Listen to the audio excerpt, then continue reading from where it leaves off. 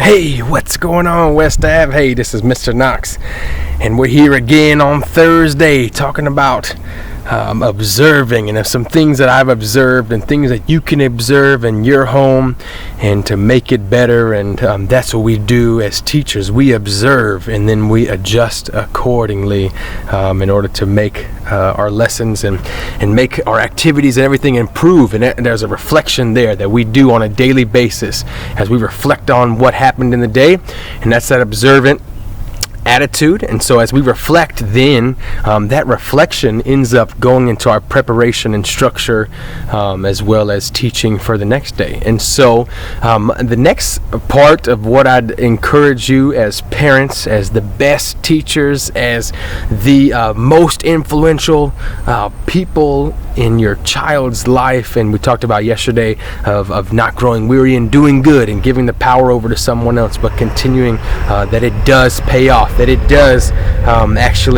it does reach a dividend, that if you do not grow weary in doing good, that you reap a harvest, and that as long as you don't give up. And so there's a harvest coming. And so with that being said, you guys, I want to talk today in observation and some things that we do as a family of in our backyard. And so this is our gardens of what we grow. And you can see that some of these things from the fall that my wife's letting go to seed, that actually, so the bees can come and find the things that we have planted when everything starts to flower. But see, we've done a lot of research, and it all starts down with the soil. Everything starts with this soil, and that you can see that right now it's real dry, and that we need to water it, but that soil is that foundation for where everything can grow. And as you can see, there's a lot of things right here that as my wife is tending to it, that you have to pull out the weeds, that you have to continue day in and day out to nurture and care for the plants, even before it's ever even sprouted, even before it's even come and busted the surface. And what that means is that you prep that soil, you make sure that's a good fertile soil that things can grow, and then you start to water it in that sun, you get some good sunlight in there, and then things start to grow. And so as you can see right here, my wife has this watermelon plant that she just planted the other day. And so what she learned is that you also have to, around any of those of watermelons, we got strawberries on the other side, which I'll show you here in a second, but actually you have to put some straw down, because once the fruit starts to grow, that it can't be on the soil anymore, because then it'll start to rot.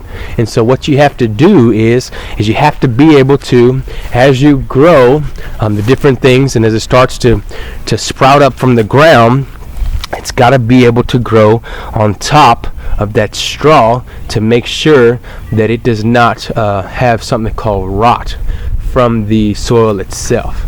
And you can see the different things that, and my wife and my children, you can wave, Lily, go ahead and wave. You say hi. Is that as we are growing things from the fall, and these onions are still here as they're sprouting up here, still growing. These are all flowers in this mix of a bed here, and it goes along with, as we're talking about soil and laying the foundation, that it also goes right here, what we're talking about with laying a good foundation, as you can see right here with our house. And that our house, in order for it to stand, in order for you to be able to have a firm foundation, then there can't be any cracks in there in that foundation. There can't be any abnormalities or anything wrong in the foundation. Well, then you have issues underneath, and so then you're going to have to worry about having to get those fixed, so you can continue to build on it, and everything will be able to be sound inside the home. And so you can see as we're growing, that same foundation, as well as that same soil, that good soil, is what you build on. And you can see as my wife is growing potatoes and tomatoes and different things. As she's growing these pole beans and cucumbers that we're hoping to get vertical and try that this year, carrots, as well as these strawberries down here to keep the critters out from getting them. You can see those strawberries coming up there really nicely there. The pool as well as this is the bed that we that she had planted, I think, some radishes and different things. That this is our bed that she just harvested, so this is all brand new sprouts, and you can see how beautiful it is as you continue to, everybody can see that, as you continue to watch these little sprouts and seedlings grow, and it comes as a slow process. It takes time, it takes effort. It's take daily nurture and care. My wife comes out here at least once a day, watering, as well as making sure that she also, besides watering, pulling the weeds, making sure that the soil is still good. And you can see that just that's the type of soil we're looking for, is good soil that you don't have to even mess with after it's there and things start to grow as you start to plant. Because remember what I said, that that in due time you'll reap a harvest. And so as I continue, what I want to continue to share on is just actually an observation of what we do regularly as teachers. Is one of the greatest things that we do is I say the power of the redo, or the power of the fresh start, or reteach.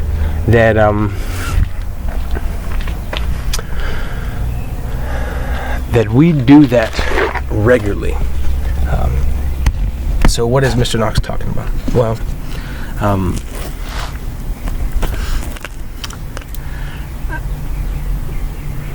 as we redo, as we reteach, there's many different times where you have to go back from the beginning and start over. That foundation has to be revisited. That, for instance, as teachers, that we regularly do that after long breaks. That as, let's say, after spring break, everybody comes back. It's been a week off. We've got to go over our procedures. We've got to go over our routines. Everything has to start over again. Or Christmas break, or Thanksgiving break, or whenever there's even holidays. Sometimes even a longer weekend, that students come back from the break, and then we have to put that structure back in, because sometimes some students that we serve don't have a lot of structure at home, and so you have to revisit, you have to reteach, you have to, for everybody to continue to learn and get back on track, we have to redo all the procedures and rules that we had in place at the beginning. All that structure has to be reviewed. So don't get discouraged if what happens in your home doesn't happen overnight, that it even falls off the map, that it even starts to get lackadaisical, that things start to fall apart, and you can feel it. You know it in your heart. You know exactly when we've fallen off the map of our routine. Whenever we have gotten, just as adults, we get off of routine. Our discipline falls out of whack. That we, of course, we have to reset all the time, because I'm staying up later, and then I can't get up in time to get to work in time, or be ready for the next school day. Other things that start to fall off the map, not eating well, and then of course I'm looking in the mirror and I can see the problems of where I wasn't eating well, or where I wasn't active, or where I wasn't doing something, or even how I respond to my children. And then all of a sudden now they're upset and responding in a different way that I don't want them to respond. And so you have to have a reset. You've got to do a redo. We do it all the time in teaching. It's totally okay to do so. It's totally okay to start back over after the routines and after everything that's happened has started to not work. But you have to reset it back over. You have to get back to the beginning. You have to lay that foundation. You have to relay the foundation. You have to re-mulch the soil, or till the soil, or have to mix it up, start it back over in order for those seedlings to grow. Because sometimes it doesn't grow. Sometimes it doesn't work. Sometimes what you're doing is not successful. And so maybe it's a trial and error, and you're learning as you go. And we've, as we build our gardens across our backyard, then it's a trial and error for us, and what's growing and what's not growing, and what does well, what doesn't do well. And there's a whole bunch of other factors. You've got outside factors for the growing season, of whether the weather, of the rain, or the sunlight, or whatever, the temperature, everything starts to affect that. Well, the same thing happens in your home. Outside influences, the peers that your students are around, the music, the TV, the whatever the kids are, like we said the other day, as we put input in, and then the output, everything starts to show itself and what is being put in. I'll give you some examples. I've actually literally had families reset. For instance, at the middle school level, I kid you not, I had this one family, they called and asked about their daughter at school, and I'm a transparent, honest person. I believe that I am, and I enjoy just being a blank slate and honest to telling people the truth from the get-go. And so they called and asked about their daughter. I said, well, she has gotten in, has some peer influences around here. She's gotten in a bad group, a bad crew. It's the company, unfortunately, bad company corrupts your good character all day, every day. Your daughter, she came in from a different school. She transferred in to us, and she was this one way, but then all of a sudden now she's got this other group of friends that she plugged in with, and it's going south fast. It's not going well. And they said, yes, we see it here at home as well. And they're like, well, what should we do? Well, what can we do? And I was like, well, I can talk to her. You could talk to her. We could try to make sure that she tries to break into other friends or things like that. Maybe it works, maybe it doesn't. And so we did those things. And you guys, I promise you, not about 3 months later, they decided to move away out of the city that they had just moved into because of the friends that their daughter had gotten involved in. Now, would you make the decision? Would you not? I'm not the judge, but they thought what's best for their family, what's best for your family, what is right for you, and what the foundation that you lay, and the expectations that you set, and the teaching that you put in place, how you want it to go, how you want to do life, it's totally up to you. So they didn't like what she was doing, what she was involved in, and they literally moved away. They moved her out, started her over afresh, had a reset. I see resets all the time where kids coming to our school and huge praises. I'm not gonna lie that we have students with sometimes like just giant, like pages upon pages of behavior notes. Like I'm not kidding. Just pages of fighting, of cussing, of hitting, of adults, students, and by God's grace, they come to our building. And West Avenue, we have a great staff. We pray for students regularly, which is something I'll talk about in later videos. But I would say that we just like to keep it positive. We like to keep it upbeat. We like to speak life into students. We like to tell them that they have potential to be amazing, and they can and do those things. And so we do that, and also keeping everyone safe. Myself, Miss Williams, Mr. Weeks, Mr. Hall, Miss Stone. We all working together to keep everyone safe, as well as teachers and staff as well. But we do that every single day, and these kids literally fly so well at our building. Fly so well. Like, some students have 0 incidences. I mean, like, literally they transfer to us with a whole lot of baggage, a whole lot of mess. And when they get to us, because of how we do things, everything changes. Everything changes. And that's the way I've seen it in the past 2 years. Students with many different, very poor choices, even coming to us from alternative schools, and that they do so well for us. because of how we structure, because of how we teach, because of the things that we observe, because of increasing positive interaction, which I'll talk about next week, because we correct fluently. These are things that teachers do that we as a staff, as West Ave, the West Ave, the best staff, West Ave, the best staff, that what we do, and our students excel and do amazing at it. Do amazing at it. It's all that foundation. It's all that soil. It's all that working it. And I promise you, you reap a harvest. I promise you, you do. You, day in and day out, set that expectation and teach it and hold them accountable for it. And it's going to get off, but no one's perfect. You can't be. You never will be. But by God's grace, you reset. You start over. You reteach. You do it again. You redo. I mean, I tell kids all the time, go back, try it again. Try it again. Try that again. And the kids are doing it. And the next time they see me, they're doing it the right way. Just even though we had it set up in place, but all of us, we forget. Try it again. Try a do-over.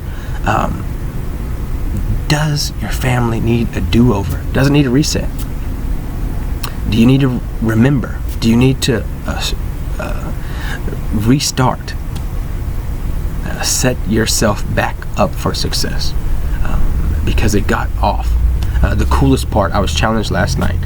We have a home group at our church, and we're all, our group is about 5 or 6 families, and we're online and doing those things. And so with that, he challenged us, our leader challenged us, is that what routines and things do you have now because of the coronavirus that you want to keep?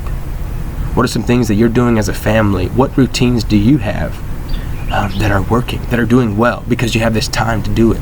And then he challenged us one more step further and said, well, what obstacles are going to keep you from doing that once life goes back to the way it was?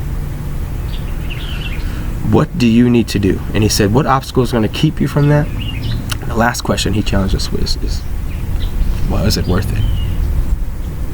Will it be worth it